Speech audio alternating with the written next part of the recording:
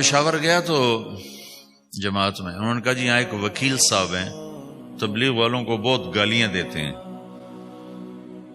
شکل دیکھتے ہی گالیاں دینا شروع کرتے ہیں، آپ کے علاقے کے؟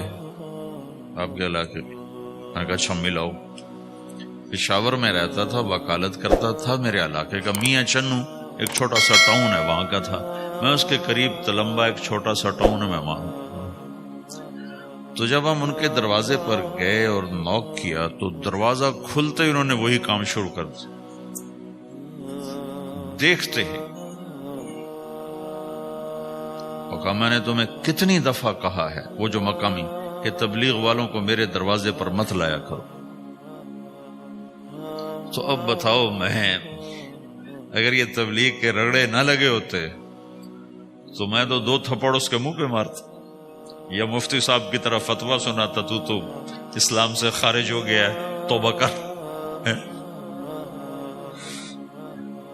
میں نے اس سے کہا بھائی میں تو تبلیغی بن کے آپ کے پاس نہیں آیا،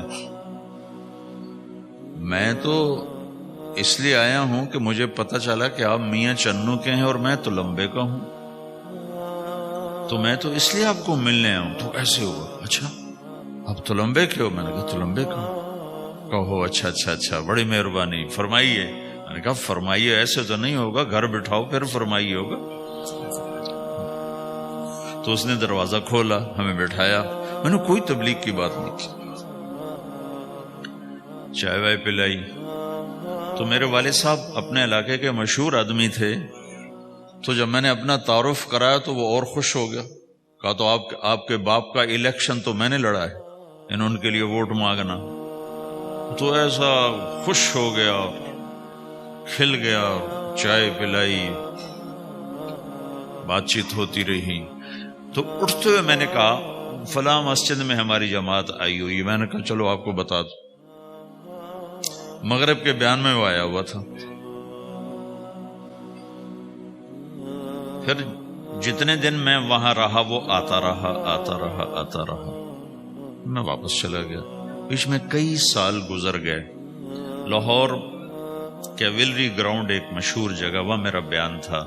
جو کرکٹر آئے ہوئے تھے، ان کو ہم نیا سعید انور، انضمام، مشتاق، ان کو ہم قریب کر رہے تھے، اس وقت نئے نئے ان کو قریب کر رہے تھے، تو یہ لوگ آئے ہوئے تھے۔ تو بیان کے بعد ان کو لے کر ہم ایک کمرے میں بیٹھے، اس کمرے کی دیوار شیشے کی تھی، تو لوگ اندر آنے کی کوشش کر رہے تھے، تو ان پہرے والے ان کو روک رہے تھے۔ تو اس میں سے ایک آدمی منہ اوپر کر کے میری طرف سے اشارہ کرے، تو میں نے دیکھا تو ایک آدمی کی بڑی داڑھی، اور وہ مجھے ایسے سے اشارہ کر رہا ہے، میں نے نہیں پہچانا۔ تھوڑی دیر کے بعد میں نے غور سے دیکھا تو وہ وہی وکیل صاحب پشاور والے۔ میں نے کہا وہ ان کو اندر بلاؤ، اندر بلاؤ۔ وہ اندر آئے تو میں اٹھ کے ملا، کہنے لگے یہ دیکھو یہ تمہارا ایک گشت، میرا وقت بھی لگ چکا ہے، بدنوں کا چلہ لگا ہے یا 3 چلے لگے ہیں۔ تو جو دیکھو نا، آپ میں سے کئی لوگ پھیری لگاتے ہیں، جس کو گجرات پھیری لگاتا ہوں، پھیری میں پہلے سمجھا ہی نہیں، فیری تو کہتے ہیں چھوٹے جہاز کو جو سمندر میں چلتا ہے، میں سمجھا یہ فیری لگاتے ہیں، فیری، اور وہ تو گجراتی میں فیری کہتے ہیں فیری کو۔ تو پہلے تو میں چکر کھاتا رہا کہ یہ کیا ہے فیری، فیری تو چھوٹے جہاز کو کہتے ہیں، چھوٹا بحری جہاز۔ تو پھر بعد میں کسی نے کہا کہ یہ چل پھر کے سودا بھیجا، اچھا اچھا فیری کو فیری کہہ رہے، تم خدا کو خدا کر دیتے ہو، خدا کا شکر۔ ایک تو خدا لفظ ہی میں نے پہلے کہا تھا بولنے کا نہیں ہے، ایک اس کو خدا کو خدا کر دیتے ہو، خدا کی قسم۔ تو تم پھیری لگاتے لگاتے گاہک بنا لیتے ہو، نہیں بناتے ہو؟ پھیری لگاتے لگاتے تم اپنے گاہک بنا لیتے ہو۔ یہی تبلیغ کا کام ہے کہ پھیری لگاؤ، لوگوں کے در کھٹکھٹاؤ، کوئی لے گا کوئی نہیں لے گا۔ جو آپ لوگ پھیری لگاتے تو سارے آپ سے سودا لیتے ہیں؟ نہیں لیتے، کوئی لیتا ہے کوئی نہیں لیتا، لیکن آپ جاتے رہتے ہو جاتے رہتے ہو جاتے رہتے ہو جاتے رہتے ہو، آہستہ آہستہ آپ اپنا اتنا کام کر لیتے ہو کہ آپ کی روٹی چل جاتی۔ تو سارے نبیوں نے پھیرا لگایا، کوئی نبی گھر نہیں بیٹھا، کہ میرے پاس کوئی آئے گا تو اسے سکھاؤں گا. ہر نبی نے پھیرا لگایا.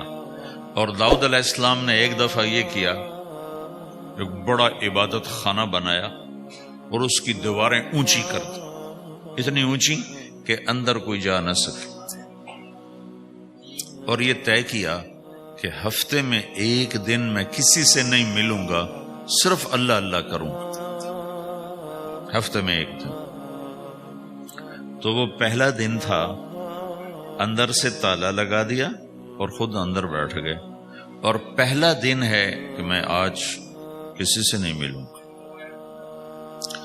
تو میرے رب کو یہ بات پسند نہیں آئی کہ نبی کا کام کٹ کے بیٹھنا نہیں ہے، لوگوں میں جانا ہے. تو اللہ تعالیٰ نے انسانی شکل میں 2 فرشتے اندر اتار دیے. اذ تصوروا المحراب ففزع منهم قال لا تخف خصمان بغى بعضنا على بعض فاحكم بيننا. کہا جی حضرت ہمارا جھگڑا ہو گیا ہے، ہم آپ سے فیصلہ کروانے آئے.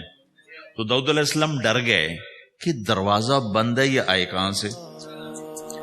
دیوار اتنی اونچی ہے کہ اس کے اوپر سے چھلانگ لگا کبھی اندر نہیں آ سکتے. تو یہ کون ہے، آئی کہاں سے؟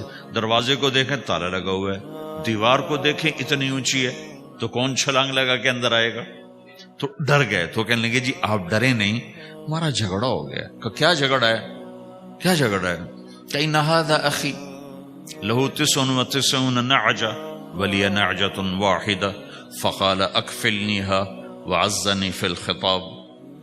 یہ میرا بھائی ہے، اس کے پاس 99 بکریاں ہیں، بھیڑیں، 99 بھیڑ ہے، اور میرے پاس ایک ہے. یہ مجھے کہتا ہے ایک بھی مجھے دے دے، میری 100 پوری ہو جائے. تو آپ بتاؤ یہ غلط کر رہا ہے کہ ٹھیک کر رہا ہے؟ اب یہ فیصلہ تو آپ چھوٹے سے بچے سے بھی کروا سکتے ہو، نہیں؟ یہ تو لطیفہ سا بن گیا داؤد علیہ السلام کے لیے، لطیفہ بن گیا کہ ایک آدمی کہتا ہے جی میرے پاس 99 ہے، تیرے پاس ایک ہے، تو ایک مجھے دے دے، میری 100 ہو جائیں. تو داؤد علیہ السلام سوچ میں پڑ گئے یہ چکر کیا ہے.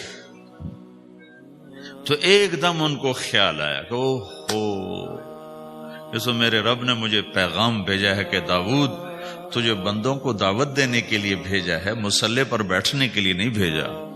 ہاں مصلی پر بیٹھنا ہے، اس کے لیے رات ہے. قم اللیل الا قلیلا نصفہ او انقص منہ قلیلا او زد علیہ ورتل القرآن ترتیلا. چل ومن اللیل فتہجد بہ نافلۃ لک عسى ان یبعثک ربک مقاما محمودا. رات ہے، آ جاؤ. ان ناشئۃ اللیل ہی اشد وطئا واقوم قیلا. آجا آجا، رات بڑی مزے کی چیز ہے، تو اور میں تنہا. فاذا فرغت فانصب والى ربک فرغب. آ جاؤ. تتجافى جنوبهم عن المضاجع يدعون ربهم خوفا وطمعا ومما رزقناهم ينفقون. رات تیری میری، دن میرے بندوں کے لیے.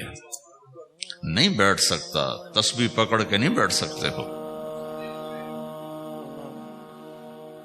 تو اس پر داؤد علیہ السلام سجدے میں گرے. آیت سجدہ ہے اس لیے میں نہیں پڑھتا ہوں.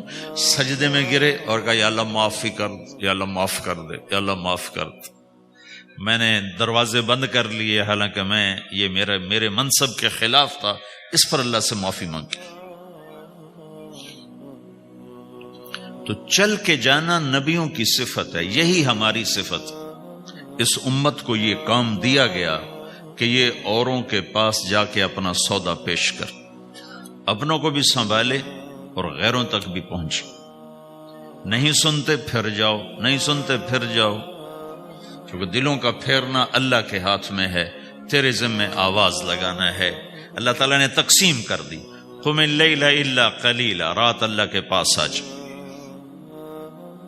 دن میں کیا کر، ان لک فی النہار سبحا طویلا، تیرا دن میں کام بہت زیادہ ہے. سبحا طویلا، دعوت کے کام کو تیرنے سے تشبیہ دی ہے. سبح تیرنے کو کہتے. اللہ کے نبی کا ایک گھوڑا تھا جس کا نام تھا سبحہ، میں نے بتایا تھا پہلے دن. وہ اتنا تیز چلتا تھا جیسے تیر رہی ہوگی، اس لیے اللہ کے نبی نے خود اس کا نام سبحہ رکھا تھا، تیرنے والا. تو تبلیغ کے کام کو تیرنے سے تشبیہ دی کہ آپ نے لمبا تیرنا ہے، اور مکے میں تو پانی کوئی نہیں، تو کہاں تیرنا ہے جی؟ سارے مکے میں پانی کا قطرہ کوئی نہیں زمزم کے کنویں کے سوا، تو تیرنا کہاں ہے؟ یہ اس دعوت کے کام کی بڑی خوبصورت تصویر ہے، سبحا طویلا۔ حالانکہ اللہ فرماتا ہے ان لک فی النہار شغلا طویلا عملا عظیما جہدا طویلا، لیکن سبحا طویلا۔ جو آدمی چل رہا ہوتا ہے اگر وہ بیٹھ جائے تو کوئی نقصان تو کوئی نہیں، گاڑی چلا رہا ہے کہیں گاڑی روک لے تو کوئی نقصان تو کوئی نہیں، تھوڑی دیر سے پہنچ جائے گا۔ کہیں گاڑی کھڑی کر کے کافی پینے لگ گیا تو کوئی مسئلہ تو کوئی نہیں ہے، آدھا گھنٹہ دیر سے گھر پہنچ جائے گا۔ تیرنے والا پانی میں اتر گیا، اب یہ رک سکتا ہے؟ کیوں بھائی؟ اگر یہ کافی پینے کا ارادہ کرے تو کہاں جائے گا؟ تو مچھلی کے پیٹ میں جائے گا۔ پانی میں اترنے کے بعد اختیار ختم ہے، اب تیرنا ہے۔ کہاں تک؟ دوسرا کنارہ جب تک ہاتھ میں نہیں آتا تیرنا ہے، سبحا طویلا، جب تک آخرت کا کنارہ ہاتھ میں نہیں آتا۔ اے میرے نبی تجھے دعوت کا کام کرتے ہی رہنا ہے، کرتے ہی رہنا ہے، کرتے ہی رہنا ہے، تیری چھٹی کوئی نہیں۔ سبحا میں یہ اشارہ تھا کہ چھٹی کوئی نہیں، یہ موت تک کا کام ہے۔ وَاعْبُدْ رَبَّكَ حَتَّى يَأْتِيَكَ الْيَقِينُ۔ ہائے ہائے، جب یہ آیت اتری یا ایھا المدثر قم فانذر وربک فکبر، اے میرے محبوب اٹھ جا، اٹھ جا، میرا پیغام سنا، تو لیٹا ہوا ہے۔ تو اس پر آپ نے کہا خدیجہ انقطع ایام النوم والراحہ، میرے آرام کے دن چلے گئے، میرے سونے کے دن چلے گئے، میرے رب نے مجھے کہا ہے اٹھ جا اور میرا پیغام سنا۔ تو اس وقت تو کوئی جاننے والا نہیں تھا، تو پہلے آپ چپ کے بات فرما رہے تھے، پھر اللہ نے کہا کھل کے کہہ، تو پھر آپ نے کہا میں خدیجہ میں کس کو کہوں، میری کون سنے گا، من ادعو من یستجیب۔ تو حضرت خدیجہ نے عرض کی یا رسول اللہ آپ دعوت دینے میں پہل کریں، میں لبیک کہنے میں پہل کرتی ہوں۔ تو بھائیو، دعوت ہمارا سرمایہ ہے، دعوت سے ایمان بنتا ہے، ایمان سے عمل